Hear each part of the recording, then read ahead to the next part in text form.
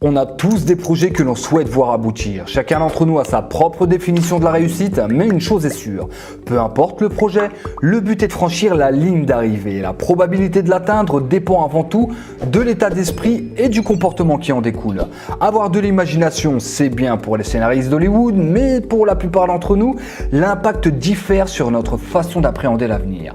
Quand on se lance dans un projet, on se met à rêvasser, à imaginer à quel point notre vie serait meilleure après avoir réalisé nos rêves. Au point d'être aveuglé par l'atteinte des objectifs fixés sans jamais se poser la question quant à nos capacités d'assumer la charge de travail et les efforts à fournir pour y arriver. On se projette en haut de l'affiche, adulé par nos fans et reconnu par nos pairs, l'argent coulant à foison, toujours bien accompagné à chiller au bord de la piscine. On reste obnubilé par le résultat au point d'en oublier le parcours pour y arriver. Et le chemin est long et difficile à arpenter, alors quand on s'y met, c'est la douche froide. Nous qui pensions améliorer notre qualité de vie en travaillant sur notre passion, on se retrouve à bosser 15 heures par jour, plus de vie sociale, tout seul dans la frustration face à des obstacles pour lesquels nous n'étions pas préparés. Eh oui, c'est la dure réalité du terrain, mon loulou. Et là, c'est peut-être le moment de se poser les bonnes questions en se demandant quelles sont nos réelles motivations. Sommes-nous prêts à faire autant de sacrifices? Sommes-nous réellement, vraiment préparés à perdre ce qu'on a pour avoir ce qu'on veut? Face à la dure réalité, on commence à stresser et à faire des scénarios catastrophes.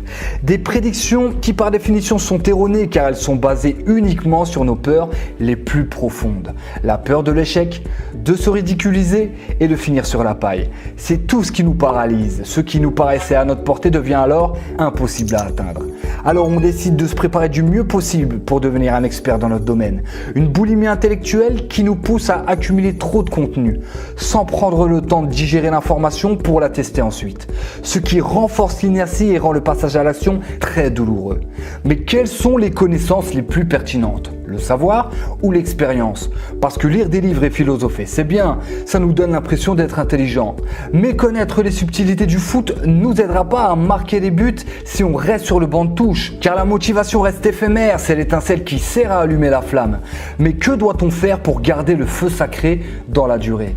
Qu'est-ce qui maintient le rythme au fil du temps et des obstacles rencontrés sur le chemin? Qui finit la course quand les autres abandonnent au premier revers? Celui qui a une vision. Car sans vision, on voit l'échec comme une faillite. On subit la traversée du désert au lieu de la vivre. On oublie les leçons que l'expérience nous apprend et on passe à côté de toute cette mine de connaissances. Et à force de ne pas avoir de résultats, la volonté s'amoindrit, on se désintéresse, puis on passe à autre chose. J'ai passé ces dernières années à sauter de projet en projet sans jamais aller jusqu'au bout parce que je me laissais guider par l'envie du moment plutôt que par une vision à long terme.